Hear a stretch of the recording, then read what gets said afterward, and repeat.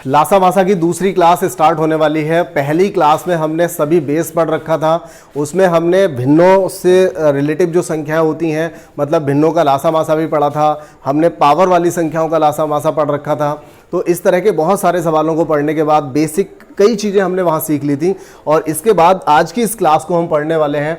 इस क्लास में देखिए किस तरह का कंटेंट रखा हुआ है, लगभग हर टाइप का प्रश्न। और एक सबसे बेहतरीन बात एक और ये है इस क्लास की कि जब आप पहले प्रश्न से, देखिए मैं अगर दिखा दूं आपको, कल हम यहाँ तक पढ़ चुके थे, लास्ट क्वेश्चन हमारा ये था। और आज हम जो प्रश्न स्टार्ट करेंगे तो इसमें इस तरह से इसका सीक्वेंस लगाया गया है कि आपको हर तरह के दो दो प्रश्न मिलते रहेंगे। और एक इस तरह का सीक्वेंस मतलब फिट किया गया है जिसमें एक के बाद एक क्वेश्चन आना चाहिए और बिल्कुल उसी तरह से। तो यकीनन बहुत ज़्यादा मज़ा आने वाला है, बहुत अच्छे से समझ में आने वाली है सारी चीज़ें। एक तरफ से अगर किसी को आज तक नहीं भी कोई सीख पाया होगा इस चैप्टर को, तो आज हर हालत में सीखेगा। अगर कक्षा 2-3 का भी बच्चा कोई देख रहा होगा तो उसे भी डेफिनेट यहाँ से समझ में आ ही जाएगा। ठीक है, तो अभी हम इसे स्टार्ट करेंगे। इससे पहले आपको बता दूं कि अगर किसी ने पिछली क्लास नहीं ली है तो डिस्क्रिप्शन बॉक्स में सबसे ऊपर इसका लिंक दे रखा है, वहां से आप इसे देख सकते हैं। बल्कि इसकी प्लेलिस्ट भी बनाई गई है, जितनी वीडियोस पर डे आती रहेंगी, मतलब इस चैप्टर से रिलेटिव हर चैप्टर की एक अलग प्लेलिस्ट बनाई जाती है। तो आप प्लेलिस्ट से भी चेक कर सकते हैं कितनी वीडियोस उसमें शामिल की जा रही हैं। देखिए दूसरी एक बात और, आप सभी लोग जितने भी ऐसे लोग हैं, जब हमने उसको प्राइमर करके वीडियो को भी देना स्टार्ट किया है तो मैं उसमें देखता हूं कि दिन भर में जितने व्यूज़ होते हैं उसकी तुलना में मुश्किल से 10-20% ही केवल बच्चे ऐसे हैं जो उस टाइम पे वीडियो देख रहे हैं। ये एक्चुअली हमने इसलिए स्टार्ट किया था क्योंकि आने वाले टाइम में हम इसमें फिक्सिंग करेंगे, मतलब लाइव भी जब करेंगे तो लाइव की एक टाइमिंग रहेगी। तो आप जब कम से कम एक बड़ी संख्या में जब बच्चे लाइव देखना, जैसे मान लीजिए दिन भर में आप 200 लोग देख रहे हैं, 150 देख रहे हैं या 100 देख रहे हैं, तो 100 में से कम आधे बंदे तो उस समय प्रेजेंट होने चाहिए। तो एक आपकी टाइमिंग जो है वो टाइमिंग सिर्फ इसीलिए रखी गई है। तो जब आप रेगुलर अपना टाइम फिक्स कर लेंगे, जब मुझे लगेगा कि आप अपना टाइम से वीडियोस को देख रहे हैं, अगर मॉर्निंग में 6 बजे दिया और उसमें से सपोज आप ज़्यादातर लोग 6 बजे देख रहे हैं, इसका मतलब आप हैबिचुअल है उस टाइम की, आप एडजस्ट कर लेंगे तो उस टाइम पे हम लाइव भी स्टार्ट कर सकते हैं। ठीक है, तो ये हम स्टार्ट करेंगे, ये आगे की प्लानिंग है, सिर्फ इसी वजह से आपको ये दिया गया है। तो टाइमिंग से आप उपस्थित हो जाइए, समय से अगर आप देखते हैं, हालांकि रिकॉर्डेड वीडियो है, कुछ ऐसा नहीं है, आप चाहें तो किसी भी टाइम देख सकते हैं, लेकिन फिर भी कोशिश करिए कि एक अपनी आदत में डाल लीजिए कि आपको सुबह 6 बजे मैथमेटिक्स की क्लास लेनी ही लेनी है। हर हालत में आपको मैथमेटिक्स सुबह 6 बजे क्लास लेनी है। ठीक है, तो देखिए अभी दूसरा एक ये था कि आप में से कोई भी अगर चैनल पे नया है तो चैनल को एक बार सब्सक्राइब जरूर कर लीजिए। और थोड़ा इसका प्रचार प्रसार करने के लिए आप अपने ग्रुप्स में इसको शेयर कर दिया करें। अगर ग्रुप में शेयर करते रहेंगे तो उससे फ़ायदा ये होगा कि जब नंबर ऑफ़ स्टूडेंट्स अगर हमारे यहाँ पर बढ़ जाएंगे तो फिर पढ़ाने में और भी अच्छा लगेगा और भी मज़ा आएगा। और कई चीज़ें हम यहाँ पर अपडेट भी करने वाले हैं। टाइमिंग आपको बता दी गई थी, शेड्यूल सारे बता दिए गए हैं, लेकिन फिर भी मैं एक बार बता देता हूं ओरली कि हम मैथमेटिक्स तो पर डे, मतलब मंडे टू सैटरडे अगर बात करें तो मंडे टू सैटरडे आपको मैथमेटिक्स मिलेगी। मैथमेटिक्स आपको रोज़ाना मिलेगी मंडे टू सैटरडे। और उसमें भी जो डे रहेगा, टाइमिंग जो रहेगी वो 6 AM की रहेगी, मॉर्निंग में 6 बजे आपको डेली मिलेगा। जैसा कि थंबनेल पे भी लिखा हुआ है, हर थंबनेल पे हमने यहाँ पर लिखा हुआ है, आपने देखा होगा। और बाकी देखिए इसके अलावा जो रीजनिंग है, रीजनिंग और हिंदी की जो क्लास रहेगी वो अल्टरनेट रहेगी। 7 बजे का टाइम फिलहाल दिया जा रहा है, आगे का आगे देखा जाएगा अगर कभी चेंज करेंगे। तो इसमें रीजनिंग की जो टाइमिंग रहेगी आपकी इस वीक से वो रहेगी मंडे से लेकर के वेडनेसडे तक, जबकि हिंदी की टाइमिंग थर्सडे से लेकर के सैटरडे तक रहेगी। ठीक है, तो उम्मीद है मुझे ये सारी चीज़ें क्लियर हो गई होंगी। और एक ऐसा टाइम है जिस समय आप मॉर्निंग में अपना टाइम दे भी सकते हैं और इस समय आप क्लासेस को स्टार्ट कर सकते हैं। तो एक बेहतर तैयारी के लिए आप स्टार्ट करिए। देखिए कई बच्चे ऐसे होते हैं जो एसएससी जीडी की क्लास की बात करते हैं। एसएससी जीडी में कौन सी कोई नई बात थोड़ी आनी है, स्टार्टिंग जो हमने की है, हम इस चैप्टर को पढ़ा रहे हैं। तो ऐसा नहीं है कि इसमें आज की जो क्लास है उसमें सिर्फ दरोगा ही बनेगा, कोई दरोगा से ही आएगा, दरोगा वाला एग्जाम में ही फंसेगा, ऐसा बिल्कुल भी नहीं है। एसएससी जीडी में भी आएगा, रेलवे ग्रुप डी में भी आएगा, एनटीपीसी मेन एग्जाम का भी क्वेश्चन यहाँ से मिल जाएगा आपको। ठीक है, तो ऐसा बिल्कुल भी नहीं होता। मैथमेटिक्स आप पढ़ रहे हैं तो मैथमेटिक्स में आप अर्थमेटिक पढ़ रहे हैं, अर्थमेटिक जहाँ भी अर्थमेटिक आना है तो वहाँ पर ये क्वेश्चन आ ही जाएगा। ठीक है, वो एक अलग चीज़ है कि हम लोग हाईलाइट करते हैं, जिस समय जो भर्ती चल रही होती है उसको हाईलाइट कर दिया जाता है। तो ऐसा बिल्कुल भी नहीं है कि आपके लिए यहाँ से और किसी एग्जाम में प्रश्न नहीं बनेगा। ठीक है, हर एक एग्जाम में प्रश्न बनने की संभावना यहाँ पे रहती है। ठीक है, चलिए स्टार्ट करते हैं। कहता है कि यदि कोई हमारे इस चैप्टर का आगे से जितने भी चैप्टर्स रहेंगे उन सभी में नंबरिंग लास्ट तक रहेगी। अगर हम पूरे चैप्टर में 50 सवाल करा रहे हैं तो 50 तक जाएंगे, 70 करा रहे हैं तो 70 तक जाएंगे, 20 करा के छोड़ रहे हैं तो 20 तक रहेंगे। ठीक है, क्लास का नाम भले चेंज हो जाएगा, फर्स्ट सेकंड थर्ड फोर्थ इस तरह से हो जाएगी, लेकिन सवाल जो है आपके वो एक तरफ से सीरीज से ही मिलेंगे। ठीक है, चलिए ये आज की जो क्लास है काफ़ी कोशिश की गई है इसमें इनको सीक्वेंस में लगाने की, और उसका असर आपको जरूर दिखेगा इस क्लास के साथ साथ। देखिए पहला जो सवाल है यहाँ, देखिए आज का जो हमारा पहला सवाल है यहाँ से आप समझने की कोशिश करें। दूसरी बात एक और भी है कि हर सवाल में हमने थ्योरी को समझाने की कोशिश की है, सवाल छोटा हो या बड़ा, अगर आप एक बार इसे समझ लेंगे तो इस तरह के और सवालों को भी कर लेंगे। चलिए ठीक है, स्टार्ट करते हैं आज का पहला और इस चैप्टर का 12वां सवाल। यदि कोई संख्या 11 और 13 से विभाज्य हो, देखिए आपके दिमाग में एकदम एक चीज आनी चाहिए कि अगर कोई संख्या 11 और 13 से विभाज्य है, और 11 13 ये दोनों किस तरह की संख्याएं हैं। भैया पहला चैप्टर हमने पढ़ाया था आपको, नंबर सिस्टम आप सभी लोग पढ़ रखा है सब लोगों ने। 11 और 13 कैसी संख्याएं हैं? अभाज्य संख्याएं हैं। तो ये कह रहा है कि अगर कोई संख्या 11 13 से कटती है तो अनिवार्यता वो किससे कटेगी? तो 11 13 का जो एलसीएम आएगा उससे कटेगी। ठीक है ना, कल भी मैंने आपको बताया था पिछली क्लास में भी, अगर कोई संख्या 6 से कटती है या कोई संख्या 2 से कटती है तो इन दोनों का एलसीएम इस तरह से हम लेते हैं तो 6 आता है। ठीक है, अगर यहाँ 6 और 4 है तो इनका एलसीएम कितना लेते हैं? 12 आता है। मतलब जो संख्या 12 से कट रही है, आप अगर उसे अलग अलग चेक कर लें कि 4 और 6 से कट रही है तो भी 12 से वो कट जाएगी, ये पक्का है। ठीक है, क्योंकि देखिए 12 के लिए आप जनरली क्या करेंगे? 3 और 6 से काटेंगे, सॉरी 3 और 4 से काटेंगे, और 6 से काटने के लिए तो आप 2 और 3 से काटेंगे। तो मतलब वही हो गया कि जो संख्या 3 और 4 से कटेगी, 3 4 के एलसीएम भी 12 आता है, 6 और 4 के एलसीएम भी 12 आता है। ठीक है, तो आप यहां से देखिए जो दो संख्या यहां दे रखी हैं, मतलब उनका एलसीएम जो निकल के आता है, लासा जो निकल के आता है, उस लासा से संख्या कटनी चाहिए। ठीक है, तो अब यहां पर हम जानते हैं कि जब दो संख्याएं अभाज्य हैं, उनका जब हम लासा निकालने की कोशिश करेंगे तो लासा हम नहीं निकाल पाएंगे। मतलब ऐसा नहीं कि नहीं निकाल पाएंगे, यानी हम उसमें कोई स्टेप यूज नहीं कर पाएंगे, हम कुछ भी स्टार्ट नहीं कर पाएंगे। हम किससे काटेंगे इसको? भाई हम किसी से काट ही नहीं सकते, नहीं काट सकते तो क्या करें? इन दोनों का मल्टीप्लाई कर दिया जाएगा और हमारा आंसर भी हो जाएगा 13 गुणा 11। ठीक है, तो वो संख्या जो 13 और 11 से कटती है तो हमेशा वो संख्या 13 गुणा 11 यानी कि इनके गुणनफल से भी कट जाएगी। तो ऐसा कोई भी सवाल बन सकता है, वो 7 और 11 दे सकता है, 7 और 11 देगा तो भी समझ लीजिए कि वो संख्या 7 गुणा 11 यानी कि 77 से पूरी तरह डिवाइड हो जाएगी। ठीक है, बात समझ में आ गई होगी। और आगे बढ़ जाते हैं, अगला सवाल देख लेते हैं क्या दे रखा है यहाँ पर। वही सवाल आ गया फिर से, लगभग उसी जैसा है लेकिन कुछ और पूछ लिया है। देखिए दो परस्पर रूढ़ संख्याओं का गुणनफल 77 है, दो संख्याएं हैं रूढ़ हैं। ठीक है, अब देखिए यहां पर ना आप दिमाग का अगर थोड़ा सा यूज कर लें तो इतना आसान सवाल आपको मिल नहीं सकता कहीं भी। क्या बोला है उसने? दो परस्पर रूढ़ संख्याओं का गुणनफल 77 है। दो परस्पर रूढ़ संख्याएं यानी कि अभाज्य संख्याएं जिनका गुणनफल 77 है। अब कोई तो सोचेगा कि ऐसी संख्याएं कौन सी हो सकती हैं, तो 7 गुणा 11 तक भी किसी का ध्यान जाएगा। हाँ बिल्कुल हो सकती हैं, ऐसा हो सकता है कि दो रूढ़ संख्याएं हो और उनका गुणनफल 7 गुणा 11 हो, तभी शायद ये 77 बनेगा। यही एक कंडीशन बन सकती है ना 77 के लिए।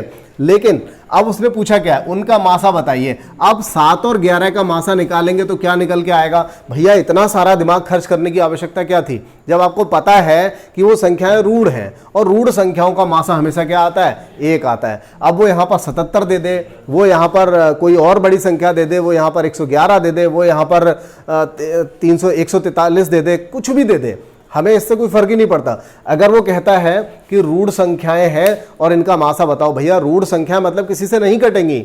जब किसी से नहीं कटेंगी तो उनका मासा हमेशा क्या हो जाएगा? 1 हो जाएगा। ठीक है, तो ये मतलब ये इस बात का विषय नहीं है कि इसमें 77 जो दे रखा है उसका कोई रोल नहीं है, कहीं से कहीं तक कोई रोल नहीं है। बात समझ में आई होगी। चलिए और आगे बढ़ जाते हैं, अगला सवाल देखते हैं क्या है।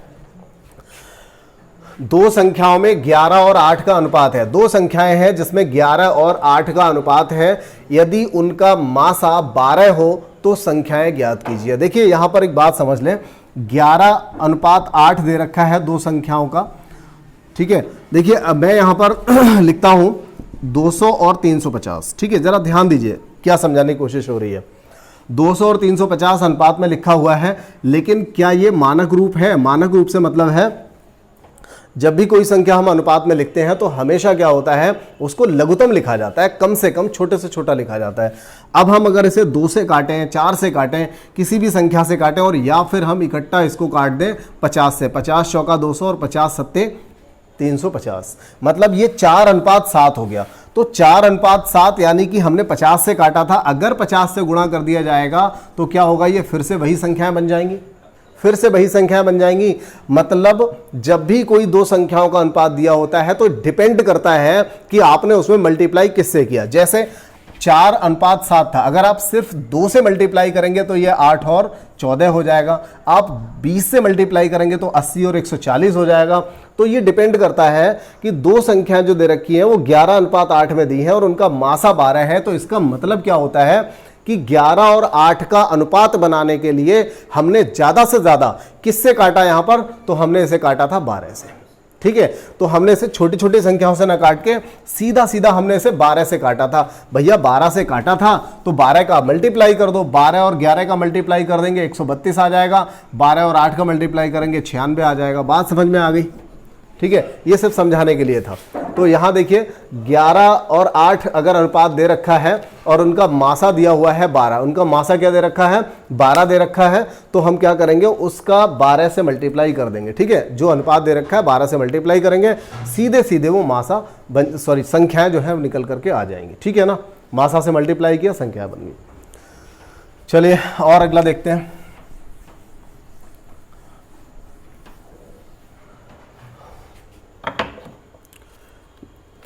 मौसम ख़राब होने के बाद लाइट की समस्या ज़्यादा आ जाती है। चलिए खैर कोई बात नहीं, देखते हैं कब तक चलेगा। दो संख्याओं का अनुपात 3:4 है, दो संख्याओं का अनुपात 3:4 है और उनका मासा 6 है, तो इनका लासा बताइए। देखिए पिछले सवाल में इसमें कोई अंतर नहीं है, लेकिन एक बात यकीनन एक चीज़ आप समझिए यहाँ पर, ये आपको लगता होगा कि बड़ा सिंपल सा सवाल दे रखा है। भैया ये सिंपल सा सवाल नहीं है।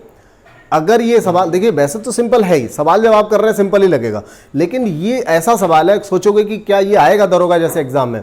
आप पीसीएस सबऑर्डिनेट का एक पेपर उठा लीजिए, लोअर सबऑर्डिनेट वाला, लोअर पीसीएस वाला, उस एग्जाम में ये सवाल आया हुआ है।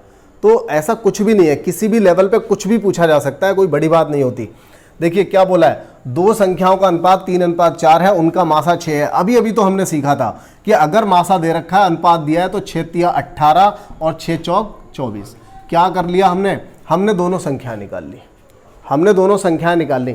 समझ रहे हैं ना? देखिए पिछला एक सवाल जो था, पिछले सवाल में भी हमने क्या किया था, संख्या निकाली थी, लेकिन वहां पर संख्याएं पूछी थी, और यहां क्या पूछा है, यहां पर पूछा है कि उनका लासा बताइए। तो फर्स्ट ऑफ ऑल हम संख्याएं तो निकालें, हमने मासा से अनुपात का मल्टीप्लाई किया, संख्याएं निकल आई।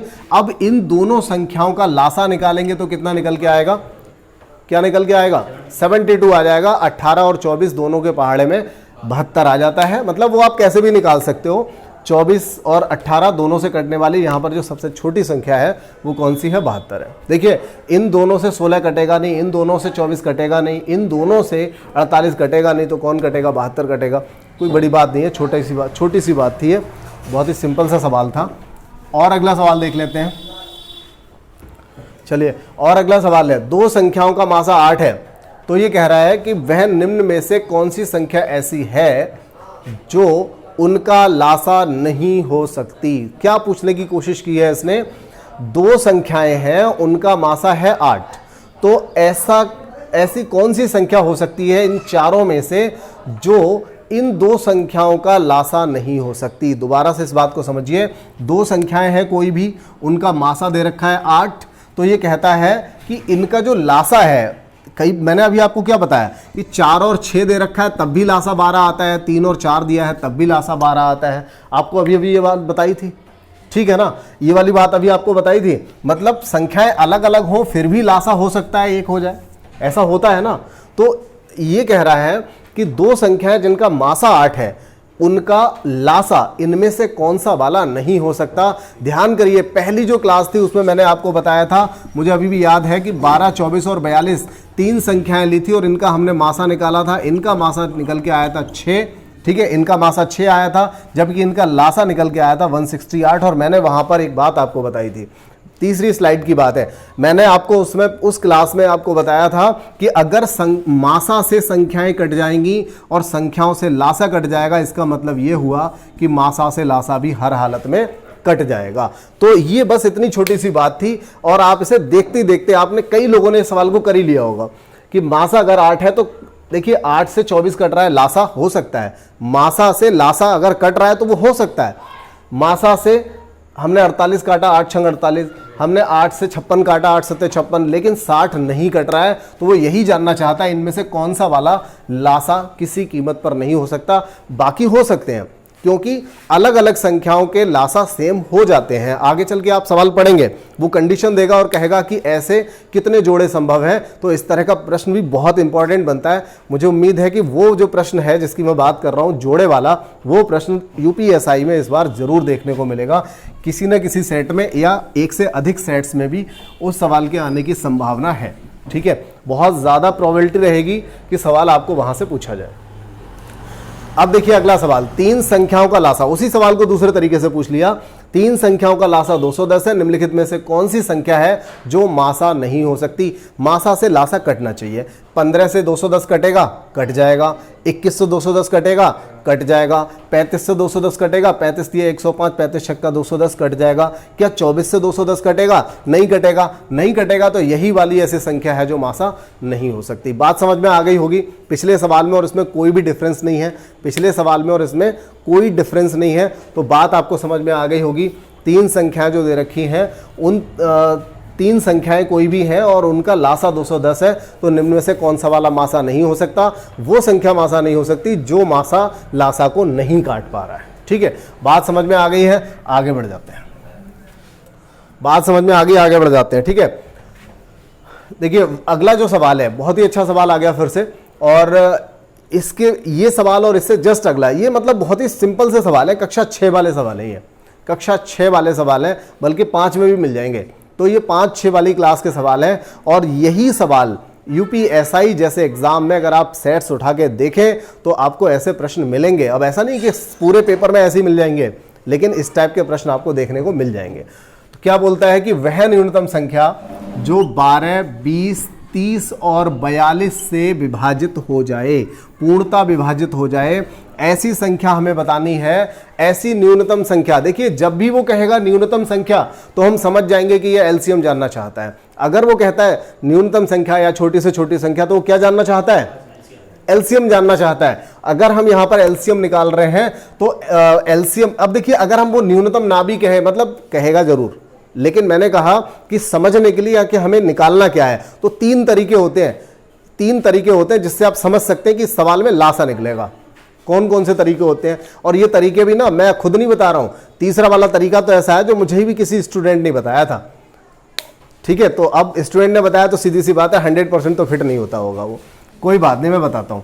वह न्यूनतम संख्या, वो कह रहा है कि जब भी न्यूनतम संख्या बोलेगा तो आपको हमेशा क्या करना है? लासा निकालना है। अब अगर वो कह दे 4 अंकों की वह न्यूनतम संख्या या 4 अंकों की बड़ी से बड़ी संख्या, वहीं पे आपको दिक्कत हो जाएगी। ठीक है, तो समझना पड़ेगा। वो फिर आगे जो बात कहता है ये बड़ी परफेक्ट वाली बात है, जो 12, 20, 30, 42 से पूरी तरह कट जाए, मतलब इन संख्याओं से कट जाए, तो संख्याओं से हमेशा लासा कटता है। ये बड़ी ठोस बात है, इससे आप कंफ्यूज नहीं हो सकते। और तीसरा वाला नियम कौन सा है? एक बार ऐसे ही हो गया, क्लास में एक बालक बोला, सर जी हमें तो वैसे ही समझ में आ रहा है लासा आएगा। बोले कैसे आएगा?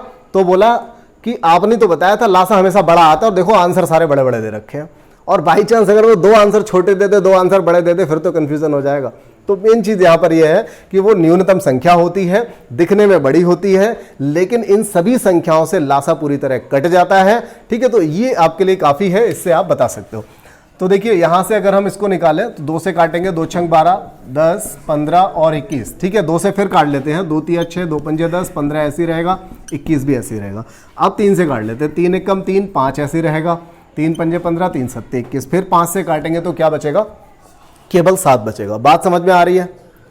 क्लियर हो रहा है ना यहां तक? ठीक है, अब देखिए 2 दूनी 4 तिया 12 पंजे 60 और 6 सत्ते 42, 420 420 आंसर आया। क्या आंसर आया? 420। तो बात समझ में आ गई। इसका मतलब है ये एक ऐसी संख्या है। हाँ, चौथा एक तरीका और था, आप चाहें तो इसे ऑप्शन से भी कर सकते थे, लेकिन ध्यान ये रखना है वह न्यूनतम संख्या कौन सी है।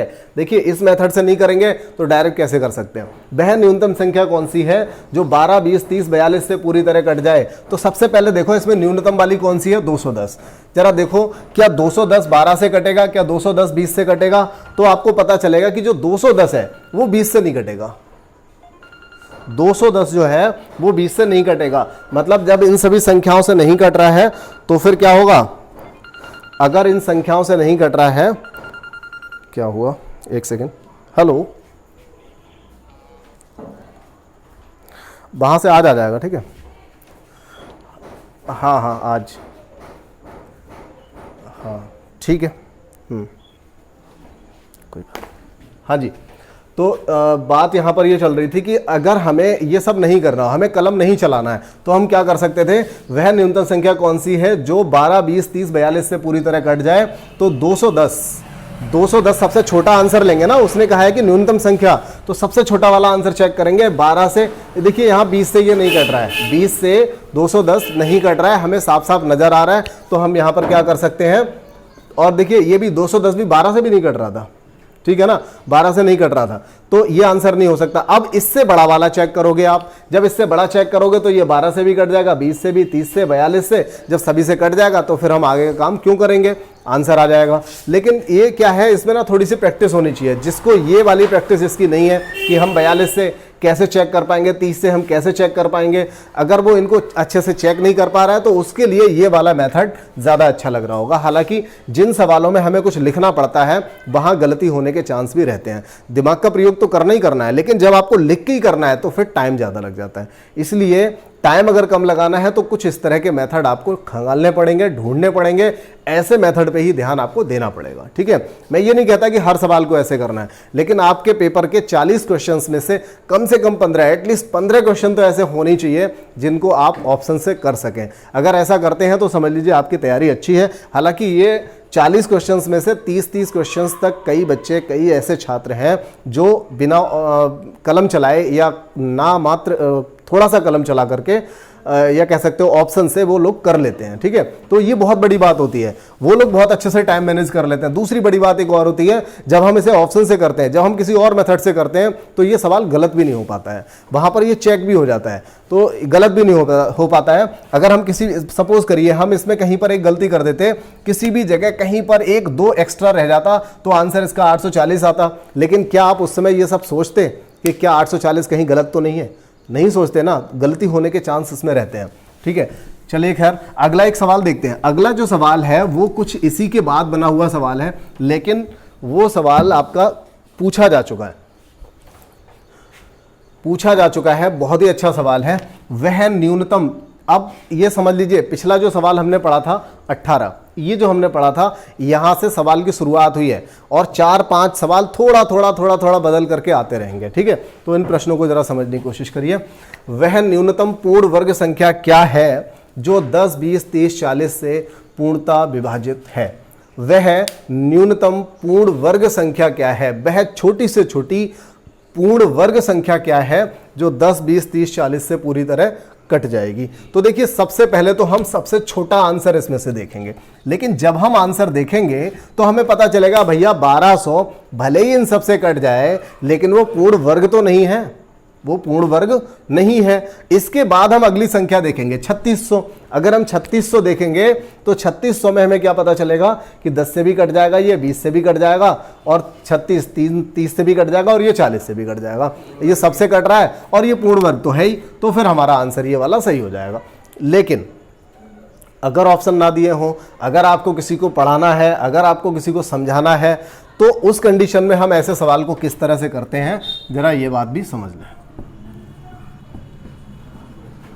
देखिए, एक ऐसी हमें संख्या बतानी है, न्यूनतम पूर्ण वर्ग संख्या बतानी है, न्यूनतम पूर्ण वर्ग संख्या बतानी है जो 10, 20, 30, 40 से कट जाएगी। बहुत ही अच्छा मेथड है। सबसे पहले एक काम करते हैं, 2 से काट, वैसे तो आप 10 से चाहो तो 10 से भी कट जाएगा, कोई फर्क नहीं पड़ेगा। 2 पंजे 10, 2 से काट लो 10 आएगा, फिर 2 से काट लो 15 आ जाएगा, 2 से काट लोगे 20 आ जाएगा, ठीक है। फिर 2 से काटिए, 2 पंजे 10, 15 ऐसे ही रहेगा, 2 ढाई 20। अब काट लो 5 से, 1 1, 5 तिया 15, 5 दूनी 10। अब देखिए यहां पर हम इसको लिख लें 2 गुणा 2 गुणा 5 गुणा 3 गुणा 2। क्या है यहां से देखिए, ये तो निकल के आएगा एलसीएम। अगर हम इन सब का मल्टीप्लाई कर दें तो ये जस्ट पिछले वाले सवाल की तरह हो जाएगा जिसका आंसर 420 हमने निकाला था, उसकी तरह हो जाएगा। 2 दूनी 4 पंजे 20 दिया, इस तरह से अगर हम इसको मल्टीप्लाई कर देते हैं। लेकिन हमें क्या करना है, यहां पर हमें ये करना है, उसने क्या बोला है, वह न्यूनतम संख्या अगर बोला होता तो ठीक था, वह न्यूनतम पूर्ण वर्ग संख्या बोला है। कौन सी संख्या? पूर्ण वर्ग संख्या। अगर उसने पूर्ण वर्ग बोला है तो हमें क्या करना चाहिए, पूर्ण वर्ग बोला है तो इसका पूर्ण वर्ग बना लेना है। पूर्ण वर्ग इसका बना लेना है। तो देखिए 2 का वर्ग बन रहा है, वर्ग का मतलब जोड़ा, वर्ग का मतलब क्या होता है, जोड़ा बनना चाहिए, तो 2 हो गया। अब यहां पर हम क्या करेंगे, देखिए अपनी तरफ से मैं कोई अलग पेन का इस्तेमाल कर लेता हूं। यहां पर देखिए इसका जोड़ा हमने अपनी तरफ से बना दिया। भाई हमें करना क्या है, सपोज करिए 2 दूनी 4 4 पंजे 20 20 तिया 60 दूनी 120। पहले जो हमारा आंसर आ रहा था वो कितना आ रहा था, 120। लेकिन 120 क्या था, ये कोई वर्ग तो था नहीं। तो हम देखेंगे कि 120 से कटने वाला ऐसा वर्ग वाला आंसर इसमें कौन सा है, तो 120 से कटने वाला आंसर ये हो जाएगा। ठीक है, तब भी हम निकाल सकते हैं। लेकिन हम ऐसा ना करें, क्योंकि कई बार ना ये तो चलो डबल जीरो आ रहे हैं, 120 12 तिया 36 होता है, सबको पता है। लेकिन कई बार ऐसे सवाल आ जाते हैं, ऐसी संख्या आ जाती हैं जिनका मल्टीप्लाई करना या उनको चेक कर पाना थोड़ा सा मुश्किल हो जाता है। तो ऐसे सवालों में हमें समस्या रहेगी। इसलिए ये वाला जो मेथड है एकदम परफेक्ट वाला है, बहुत ही बढ़िया है। क्या करोगे आप, ये जोड़ा बन रहा है, इसे जोड़ा हमने बना दिया और इसका भी जोड़ा बना दिया, इसका ही बना दिया। तो अपनी तरफ से जोड़े बना दो। और ये हकीकत बात है, देखिए 120 था, 120 को अगर आप 360 बनाएंगे तो आप किससे मल्टीप्लाई करेंगे, अरे अगर आप 120 को 3600 बनाएंगे तो किससे मल्टीप्लाई करेंगे, 30 से मल्टीप्लाई करेंगे ना। तो वास्तव में देखिए आप 5 3 और 2, 5 तिया 15 15 दूनी 30, तो आप किससे मल्टीप्लाई कर रहे हैं, 30 से ही तो मल्टीप्लाई कर रहे हैं। बस डिफरेंस ये है, वहां हमने इकट्ठा करके मल्टीप्लाई किया और यहां हमें उनका मल्टीप्लाई करने के बाद ये सब नहीं सोचना पड़ा। हमने क्या किया, यहीं पे जोड़े बना दिए। हमें बेसिकली जोड़े ही तो बनाने हैं, जोड़े ही बन जाएंगे ना, वो तभी तो वर्ग बनेगा। तो यहां हमने क्या किया, 2 का ये जोड़ा हो गया, 5 का अपनी तरफ से बनाया, 3 का अपनी तरफ से, 2 का अपनी तरफ से। जितने जोड़े हैं बने हुए अच्छी बात है, जोड़े बन गए हैं तो उन्हें बिगाड़ो मत, बने हैं बने रहने दो, जिसके नहीं बन पाया उसके अपनी तरफ से बना दो। ठीक है, बस लेकिन बली मत चढ़ाना, समझ रहे हो ना। चलिए ठीक है, तो इसका मल्टीप्लाई अगर हम कर लेंगे तो कितना हो जाएगा, 3600 हो जाएगा। अब बताइए, बात समझ में आ गई। बढ़िया सा सवाल था, इस तरह का सवाल भी आने के चांस रहते हैं, अच्छा सवाल है। चलिए और आगे बढ़ते हैं। देखिए भैया, मैथमेटिक्स में जब आप क्लास ले रहे होते हो तो एक बात का विशेष ध्यान रखना, अगर वास्तव में चीज़ों को समझना है तो आपको इसमें अकेले में बैठ करके एकांत में, मतलब थोड़ा सा माहौल बना करके पढ़िए। अदरवाइज फिर ये शिकायत रहेगी कि समझ में नहीं आया। और जहां आप पढ़ रहे हैं, आप में से वैसे तो हर किसी को आना चाहिए, हर किसी को समझ में आना चाहिए, क्योंकि एक एक चीज़ को कई बार बताया जा रहा है, एक अच्छा सा सीक्वेंस बनाया जा रहा है प्रश्नों का। ये सारी मेहनत आपके लिए की जा रही है। ठीक है, तो एकांत में अगर आप बैठ के पढ़ेंगे, थोड़ा सा समय देंगे, जिसका मैथमेटिक्स ज़्यादा अच्छा नहीं है उसे डबल करना पड़ेगा, हर वीडियो को डबल देखना पड़ेगा, तब जाकर के आपको समझ में आ जाएगा। लेकिन बहुत बेहतर तरीके से एक बार आप ये मान लीजिए कि आपको अच्छे से अगर नहीं आता है तो एक बार मॉर्निंग में अगर आप पढ़ लेते हैं, इसी वीडियो को आप एक बार इवनिंग में पढ़िए, तो देखिए ज़रा कितना मज़ा आता है, एक एक चीज़ आपको समझ में आ जाएगी। हर किसी के साथ भी ऐसा ही होता है, हर किसी के साथ एकदम स्टार्टिंग से कोई बहुत ज़्यादा इंटेलिजेंट नहीं होता। जो ज़्यादा समय दे देता है वही इंटेलिजेंट हो जाता है, उसी को चीज़ें समझ में आने लगती हैं। देखिए 20वां सवाल है, वह छोटी से छोटी संख्या जिसे 12 15 20 या 54 से भाग दिया जाए तो प्रत्येक दशा में 4 शेष बचता है। देखिए सवाल थोड़ा थोड़ा सा बदल रहा है, हर बार थोड़ा सा सवाल बदल रहा है, बहुत ज्यादा अंतर नहीं आया सवाल में। क्या कह रहा है 20वें सवाल में, 12 15 20 और 54 कह रहा है कि इन सभी संख्याओं से जब हम भाग लगाएं, एक ऐसी छोटी से छोटी संख्या या न्यूनतम संख्या जिस संख्या को इन संख्याओं से भाग लगाएं, मतलब लासा तो निकालना ही पड़ेगा, लेकिन बाद में उसने एक और यहां पर दे रखा है, ये एक अलग से झाड़ इसने दे दिया कि इसमें शेष कितना बचना चाहिए, 4 बचना चाहिए। जो बाद में इसने दिया है ना, इसको हम बाद में सोचेंगे। पहले क्या करें, पहले कौन सा काम कर ले, फिर पहले हम ऐसा कर लें, इसका एलसीएम निकाल लें। पहले इसका एलसीएम निकालें, जरा निकालते हैं क्या आएगा। 2 से काटा 6, 15 तो ऐसे ही रहेगा, 2 से काटा 10, 2 से काटा 27। अब 2 से जाएगा, अभी तो जाएगा, 2 तिया 6 और 15 अभी नहीं कट पाएगा, 2 पंजे 10, 27, 3 से काट लो, 3 एक कम 3, 3 पंजे 15, 3 5 ऐसे ही रहेगा, 3 नम 27। अब 5 से काट लो, यहाँ पे 9 आ जाएगा। एक बार चेक कर लो सही चल रहा है। 2 से काटा था, आधा हो गया, ये भी आधा, ये भी आधा, फिर 2 से काटा, ये आधा हो गया, ये भी, फिर 3 से काटा, 3 एकम 3 पंजे 15, ठीक है, 3 नम 27, 9 आ गया, कोई बात नहीं। अब देखिए 2 दूनी 4, 4 तिया 12, 12 पंजे 60 और 6 नेम 54 यानी कि 540। तो देखिए 540 आंसर तो दे रखा है, लेकिन अभी तो हमारा सवाल अधूरा ही हुआ है ना।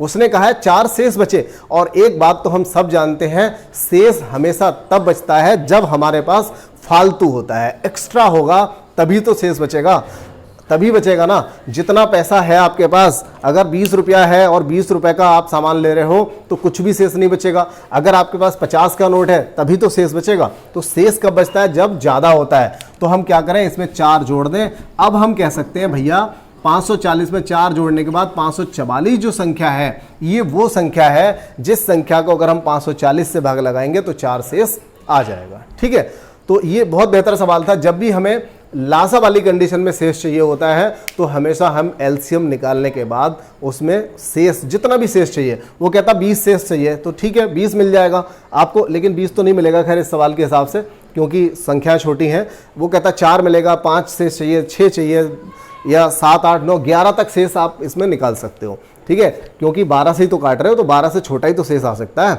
सबसे छोटी संख्या तो 12 है ना इसमें। ठीक है ना, बात समझ में आ गई। तो वह छोटी छोटी संख्या जो 12, 15, 20, 54 से भाग देने पर, चलो भाग लगा दो, तो भाग लगाने पर संख्या कौन सी मिली हमें जो कट जाएगी? 540। लेकिन वो कह रहा है 4 शेष बचे, तो हमने इसमें क्या किया, 4 इसमें जोड़ दिया। ठीक है, 4 जोड़ने के बाद एक ऐसी संख्या मिल जाएगी जिसको भाग लगाएंगे तो शेष 4 बचेगा। चलिए इसके बाद और अगला सवाल ले लेते हैं। और अगला सवाल, 5 अंकों की सबसे बड़ी संख्या ज्ञात कीजिए जिसे 3, 5, 8, 12 से भाग देने पर 2 शेष बचे। 5 अंकों की, अब देखिए उसी सवाल को थोड़ा और बढ़ाया गया, थोड़ा और बढ़ा दिया गया, थोड़ी थोड़ी चीजें बार बार चेंज होती आ रही है एलसीएम में। ठीक है, तो अच्छा है, बेहतर सवाल है जो आप समझने वाले हैं। यहाँ पर आपसे मैंने पिछले 2-3 दिन से पिछली 2 क्लास शायद ऐसी हुई हैं जिस क्लास से मैंने आपको बोला था अगर आप करेंगे तो उसका असर भी हमें दिखेगा और आपको भी फिर उसका असर दिखेगा बाद में। तो ये करिए, कम से कम मैंने आपको बोला था कि जब आपके लिए इतनी मेहनत की जा रही है तो कम से कम आप एक ग्रुप में, मैंने सिर्फ यही बोला कि आपको बस क्लिक करना है और किसी एक ग्रुप में आप वीडियो को शेयर ज़रूर कर दें अगर वीडियो आपको अच्छा लगता है तो। और कमेंट की मैंने बोला था कि कमेंट, एक कमेंट आप ज़रूर लास्ट तक, वैसे आपकी कोई क्यूरी रहती है तो आप करिए, लेकिन वीडियो कैसी बनी थी, वीडियो में क्या आपको पढ़ाया गया, उसमें क्या कंटेंट था, अगर इस तरह का है तो उसका वो चीज़ें भी पता चलनी चाहिए कि हम जो यहाँ पर कर रहे हैं, जिस तरह का कंटेंट आपको देने की कोशिश की जा रही है, इसमें क्या अपग्रेड करना है, क्या नहीं करना है। तो वो सारी चीज़ों के लिए भी आप एक कमेंट, हर किसी की जिम्मेदारी बनती है कम से कम एक कमेंट हर कोई यहाँ पर डाले और बताए। ठीक है, चलिए 5 अंकों की सबसे बड़ी संख्या, देखिए अब ये जो सवाल है थोड़ा सा और बदल गया। 5 अंकों की संख्या कह रहा है सबसे बड़ी। हम जानते हैं 5 अंकों की संख्या सबसे बड़ी ये होती है। 5 अंकों की सबसे बड़ी संख्या तो 9999 ये होती है। ठीक है, अब देखिए तो ये कह रहा है ऐसी संख्या ज्ञात करनी है 5 अंकों की जो 3, 5, 8 और 12 से भाग दिया जाए तो 2 शेष बचे। अभी ना ये 2 शेष वाली जो बात है अभी उसको वहीं पे छोड़ दो, बस एक काम कर लो, 5 अंकों की वह संख्या बताओ, सबसे बड़ी वो संख्या बताओ जो 3, 5, 8, 12 से कट जाए। पहले तो कट गई तो फिर हम उसमें 2 जोड़ लेंगे, हमारा आंसर निकल आएगा। ठीक है, तो निकालते हैं इसको। क्या करें, एलसीएम ले लें। भैया इस सवाल को जरा ठीक से समझ लेना, लड़कियां भी कोशिश कर लें, आ जाएगा समझ में। ये लड़कियों को समझ में आने वाली बात से मतलब है, ऐसा नहीं है कि लड़कियों को समझ नहीं आता, लेकिन लड़कियां थोड़ा सा दुश्मनी मानती हैं मैथमेटिक्स से, और जब तक दुश्मनी मानती रहेंगी समझ में नहीं आएगा, लेकिन थोड़ा सा कोशिश करेंगे तो समझ में आ जाएगा। ज़्यादातर ऐसा होता है, हर एक के लिए बात नहीं कही जा रही है। ठीक है, बुरा मत मान जाना कोई भी। चलिए देखें, 3, 5, 8 और 12, 3, 5, 8, 12 से कटने वाली एटलीस्ट हम एक संख्या तो निकालें, एलसीएम तो निकालें। तो एलसीएम क्या निकल के आया, 2 दूनी 4 तिया 12, 12 पंजे 60 और 6 दूनी 12 यानी कि 120। यहां पर हम एक ऐसी संख्या निकाल पाए, ऐसी संख्या निकालने में कामयाब हो गए जो 3, 5, 8, 12 से पूरी तरह कट जाएगी। यही इसका एलसीएम भी है। अब देखिए, लेकिन वो क्या जानना चाहता है, अगर वो कहता कि इस संख्या मतलब शेष कितना बचना चाहिए, 2 बचना चाहिए, उसने वो 5 अंकों वाली बात ना कही होती, इसी में कहता 2 शेष बचना चाहिए, तो हम यहीं पे 2 जोड़ देते, हमारा सवाल जो है पिछले वाले सवाल की तरह बन जाता, आंसर हमारा आ जाता 122। लेकिन उसने क्या बोला है, वो संख्या होनी चाहिए 5 अंकों की बड़ी से बड़ी। तो अब क्या करना है, देखिए 5 अंकों की बड़ी से बड़ी जो संख्या है ना, उस संख्या को 120 से काट के देखो। ऐसा क्यों करें भाई, तभी तो आपको पता चलेगा। ये तो सारी संख्याएं थी, इन संख्याओं से कटने वाला आपने एक पहला गुणज निकाला, पहला गुणज आपने निकाल लिया कि इनसे कटने वाला पहला गुणज हमारा 120 है, अगला क्या होगा 240 होगा, उससे अगला 360 होगा। तो ऐसे ही करते करते हम 5 अंकों की सबसे बड़ी संख्या तक कैसे पहुंचेंगे, तो यही काम थोड़ी करना है जो यही करते रहेंगे कि गुणा ही करते रहेंगे। तो हमें क्या करना है, सीधे काट के देखना है 99,999 को। और अभी देखिए जस्ट जरा देर में 10 सेकंड के अंदर ही आपका आंसर आने वाला है। तो 120 से काटेंगे, 12 अट्ठे 96, पहाड़े तो याद ही होंगे। यहां से बचा 39, ये 9 यहां पे हमने ये वाला ले लिया। अब 12 तिया 36 यानी कि 360 हो गया, फिर से 39 आ गया, फिर से 9 आ गया, 12 तिया फिर से 36 हो गया, दिखाई तो दे रहा होगा। यहां पे 39 शेष हो गया, 39 शेष आ गया। मतलब क्या हुआ कि 99,999 एक ऐसी संख्या निकल के आ गई जिस संख्या में 99,999 एक ऐसी संख्या है जो 120 से काटें तो इसमें कितना शेष निकल रहा है, 39 शेष निकल रहा है। मतलब इसमें फालतू है, कितना फालतू है, इसमें 39 फालतू है। अगर 39 घटा दोगे तो आपकी वो संख्या, इसमें देखिए 3 स्टेप है इस सवाल में, समझ लो अच्छे से। तो 99,999 में कितना फालतू था 120 से काटने के लिए, तो उसमें फालतू था 39। अगर हम उसे काट देंगे तो यहां से निकल के आएगा 99,960। अगर 99,960 आ गया, अगर उसने सवाल ये पूछा होता, अगर उसने ये सवाल पूछा होता कि 5 अंकों की वह बड़ी से बड़ी संख्या, देखिए तीनों स्टेप बाय स्टेप बताता हूं। अगर वो कहता एक ऐसी न्यूनतम संख्या बताइए जो 3, 5, 8, 12 से पूरी तरह कट जाए, तो 3, 5, 8, 12 से पूरी तरह कटने वाली संख्या जो होती हमारा एलसीएम हो जाता, कितना हो जाता 120।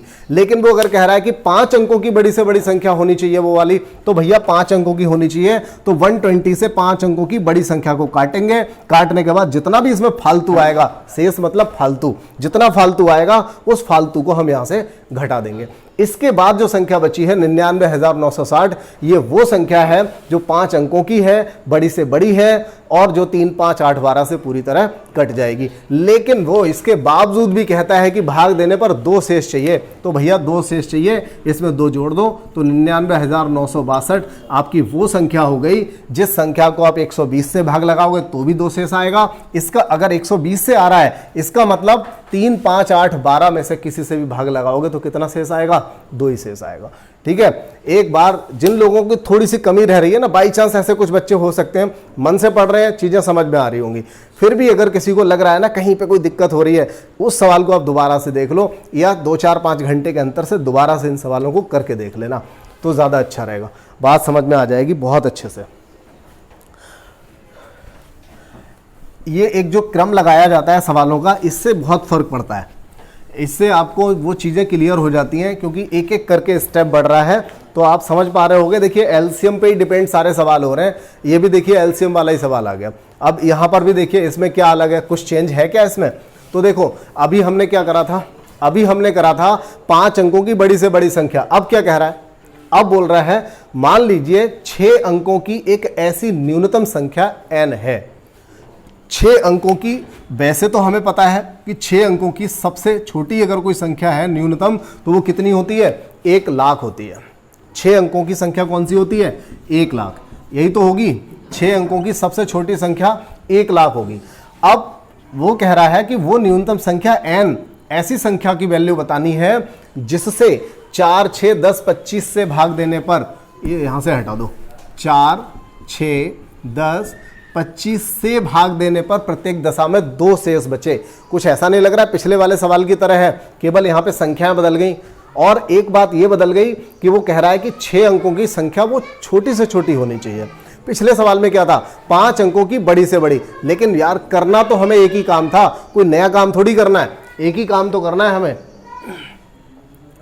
क्या करना है, सबसे पहले तो इसका एलसीएम लेना है। ठीक है, एलसीएम लेना है।